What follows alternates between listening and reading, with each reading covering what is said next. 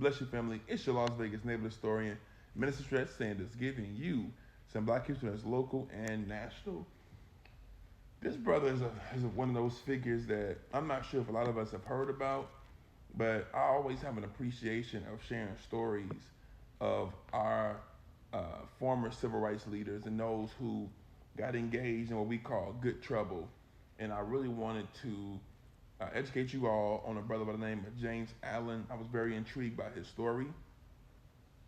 Reverend Allen was a Methodist minister who was in Las Vegas for many years. He ended up becoming the president of the Las Vegas NAACP chapter. From research, he was a little bit of a boat rocker, as I like to say, meaning he was one that did not bite his tongue. He was very vocal when it came to social justice and injustice.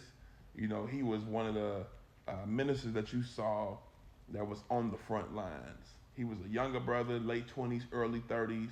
And so, of course, I resonated with his story. I saw a lot of myself in his story. And again, just from doing my homework on this brother, he did not play.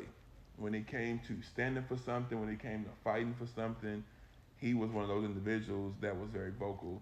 And again, I always have an appreciation for the social justice leaders who were ministers and pastors. No shade today, but you probably can count the ministers in Las Vegas on a hand, and that's being nice. Probably three fingers who are actually engaged in real social justice issues. And I ain't talking about just, police crime or things like that, or racism issues. I'm talking about it could be poverty, homelessness, housing. You don't have a whole lot of ministers today, especially pastors, that are vocal or who are also using their platforms, examples, their churches and pulpits, to try to fight for social justice change. And so anytime I learn about a Las Vegas pastor, minister that was the opposite of what we have today, I always want to share that story. And again, Brother James Allen was a true fighter for social justice and social change. And, he made a difference in that realm. I believe that he also was able to inspire a lot of other ministers to do the same and to be vocal.